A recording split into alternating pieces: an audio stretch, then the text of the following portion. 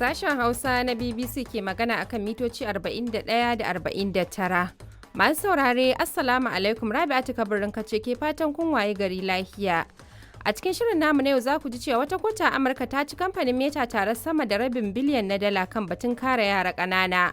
Wakilan gwamnati da na 'yan adawa a Venezuela sun kammala zama na farko na tattaunawa kan yadda za a miƙa mulki. A Najeriya, shugabannin al'ummar yankin nan na jihar Kwara da 'yan bindiga suka sace mutane sama da 170 sun bayyana halin da suka samu mutanen bayan an ceto su. Mutum 40 wallahi an kwashe su ne an kai su asibiti. Yaran da suka zama babu sun kai 25 sun mutu a hannunsu. Mun samu mutum 2 da suka haihu a can sun dawo da jariri guda 2. Akwai yaran maza ba su sake su ba suna tare da su can. To muna tafe da ƙarin bayani. A jamhuriyar Nijar kuwa mutanen da aka rusa wa gidaje a kusa da filin jirgin saman Yamai sun fara nuna damuwa kan makomarsu. Yara biya karatunsu sun taɓarɓare. Za koma lakol uba bai san inda shike ba. Ya za ka shirya an shiga lakol. Wace makaranta za ka sa tun da kai kanka ma bakka da tabbata da ga inda za ni zama. To shirin zai kai mu har Kamaru muna kuma tafe da labarin wasanni amma kafin nan sai na fara da karanto maku labaran duniya.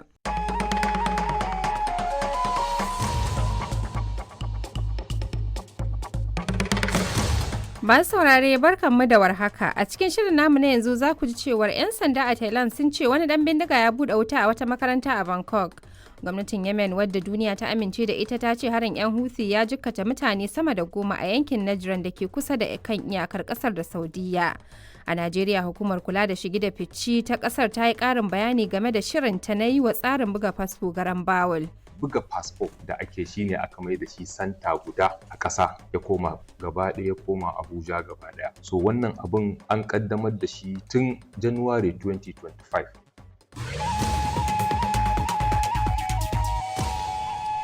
To shirin na dauke da waɗannan da ma ƙarin wasu rahotanni amma duk sai bayan na karanto maku labaran duniya suna na Rabi'atu Kabarinka.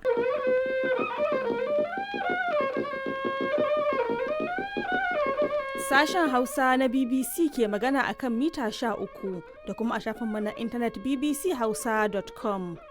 Masu saurare Aisha Aliyu Jafar ce ke muku sallama a cikin shirinmu na karfe 3 daidai agogon Najeriya da kuma Nijar. Wato 2 daidai kenan agogon GMT da Ghana.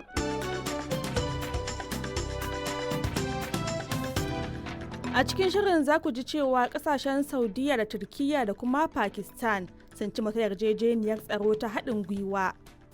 'Yan sandan Thailand sun ce wani ɗalibi ya kashe mutum 7 ciki har da malamansa da kuma kakanninsa. A Najeriya jami'an tsaro sun dakile hare-haren wasu 'yan bindiga ƙananan hukumomi 2 na jihar Sokoto a yayin da al'ummar wasu ƙauyukan jihar ke ci gaba da tserewa. Bayan ayyukan na 'yan bindiga ɗin da cin zarafin jama'a wanda koyaushe suna isa mutane wurin gudun hijira an je garin ku an kashe mutane an kona mutane waɗansu suna yi cikin jamhuriyar Nijar wasu suna yowa tsallake wajajen ƙasar Borayyo. A can jihar Kano da ke Najeriya ana ci gaba da shagulgulan biki bayan aurar da zawarawa da 'yan mata fiye da 1,000. Wallahi farin ciki ne ke saboda na zama ango. Na ga tana da addini mai kyau kuma asali ma ya hizba ce to shi ne ce to wannan mata ta dace in aure ta. Alhamdulillah na ji daɗi kwarai da gaske sai dai fata Allah saka ma gwamna.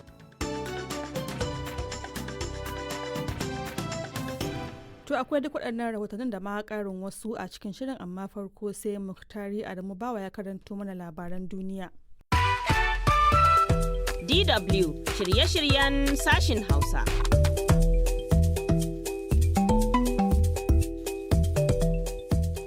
Jama'a barkamu da wannan lokaci, Zahardin Umar Dutsen Kura sunana ina kuma yi muku barka da safiya. A cikin shirin za ku ji cewa a Najeriya kungiyoyin fararen hula a jihar Gombe sun yi kira ga jagororin siyasa da su taka magoya bayan su birki domin dakile duk wani abu da ka iya rura wutar rikicin siyasa. Sannan za ku ji mako guda kafin gudanar da zaben gwamnan jihar Oshun da ke kudu maso yammacin Najeriya. Ana nuna damuwa kan yiwuwar samun sahihin zaɓe a jihar. Muna ɗauke da fashin baki kan yadda ake zargin gwamnatin Tinubu na kuntatawa gwamnatin jihar a daidai wannan lokaci. A tare ta Najeriya za a je da rundunar sojin Najeriya ta ƙudiri aniyar buɗe wata cibiya da za ta samar da tsaro a jihohin arewa maso tsakiyar ƙasar domin tunkarar ƙalubalen tsaro a waɗannan jihohi. Akwai wasu rahotannin da za su biyo baya har ma da sauran hirarraki, to amma zan fara muku da labarai.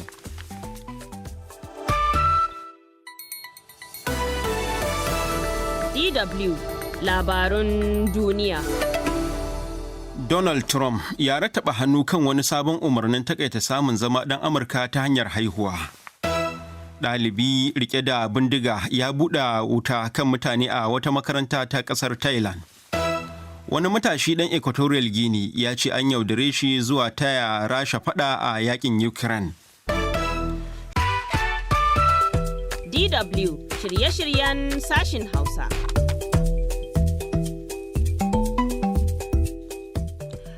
Masu saurare barkamu da kasancewa tare a zango na biyu na yada shirye-shiryen sashen Hausa na DW daga birnin Bonn na tarayyar Jamus. Sunana Raijana Munir Yahaya. A cikin abubuwan da muka yi muku tanadi za a ji cewa cece-kuce ya barke a Najeriya kan rahoton hukumar ICPC da ya wanke fadar shugaban ƙasa daga zargin karɓar na goro wajen kafa hukumar bogi.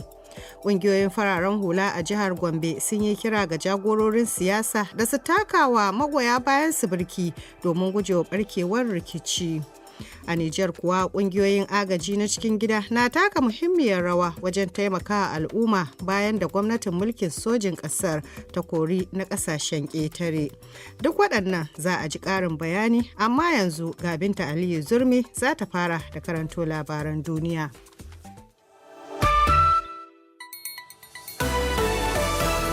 DW Labarun duniya. Kasashen Turkiyya da Saudiya da Pakistan sun cimma yarjejeniyar tsaro ta haɗin gwiwa. Iran ta sanar da cimma yarjejeniyar Hormuz da ƙasar Oman. Uganda ta amince da tura dakarunta domin shiga cikin rundunar tsaro ta ƙasa da ƙasa a Gaza. DW shirye-shiryen sashin Hausa.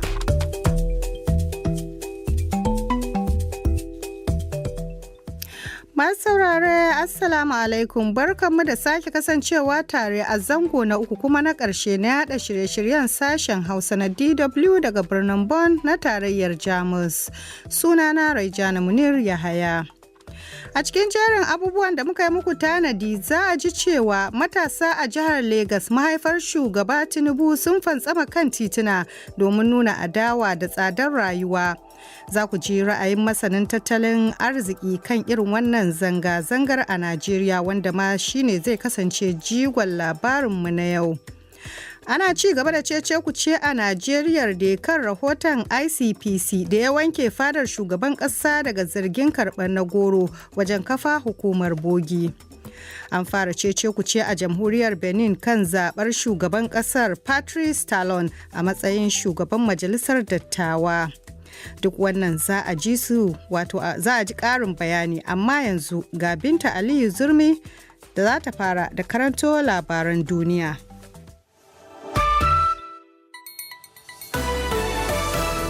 DW Labarun duniya.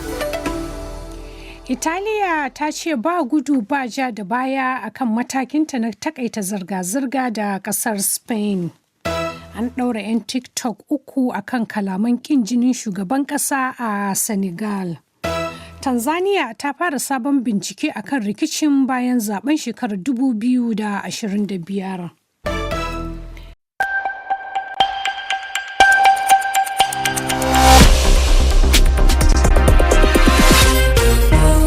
Karfe 7 cicif agogon Najeriya, Nijar, kamar da Chadi, wanda ya zo daidai kenan da karfe 6 agogon TU da na gane sashen Hausa na Radio Faransa International RFI Hausa aka lalabo akan mitoci 22. Abdullahi Isa. Jama'a assalamu alaikum, barkanmu da sake saduwa ga muhimman kanan labaran duniya na wannan safiya. Rahotanni daga jihar Kwara a Najeriya kenan na tabbatar da cewa akalla mutane 163 ne daga cikin waɗanda 'yan ta'adda suka sako a garuruwan Woro da Nuku aka isar da su babban birni na wannan yanki kenan birnin Ilori. yayin da hukumar da ke kula da kasuwanci bai daya tsakanin kasashen afirka wato afctfa ta kulla wata yarjejeniya na shekaru 20 da kamfanin tsaro da bayar da shawarwari na birmingham da ke najeriya. Za mu je jamhuriyar Nijar inda shugaban hukumar yaƙi da rashawa ya gana da shugaban ƙasar Abdurrahman Chani. Muna ɗauke labaran wasanni.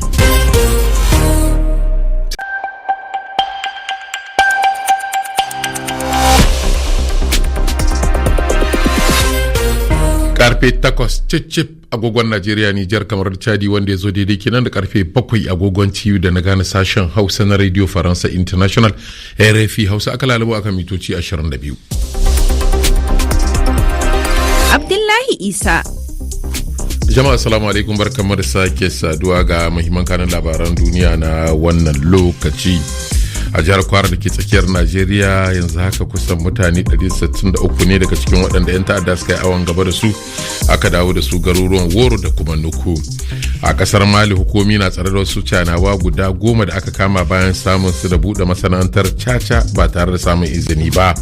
Hukumin lafiya a jamhuriyar demokradiyyar Congo sun kama tare da killace wani jirgin ruwa a tashar Maluku, dalili sai a biyo mu a cikin labaran.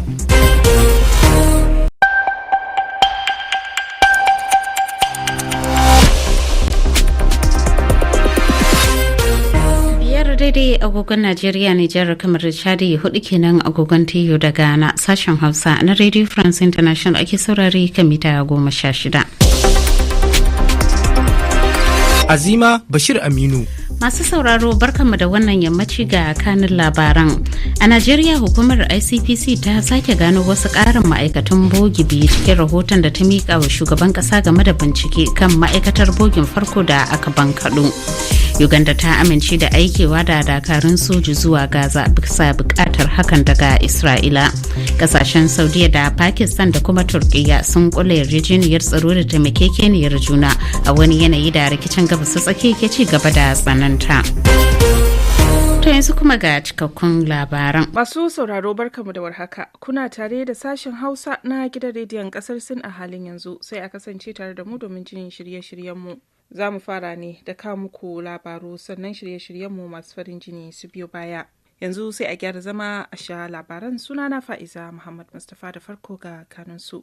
Cinikayyar shige da fice ta kasar Sin ta ci gaba da karuwa a watanni 7 na farkon wannan shekara.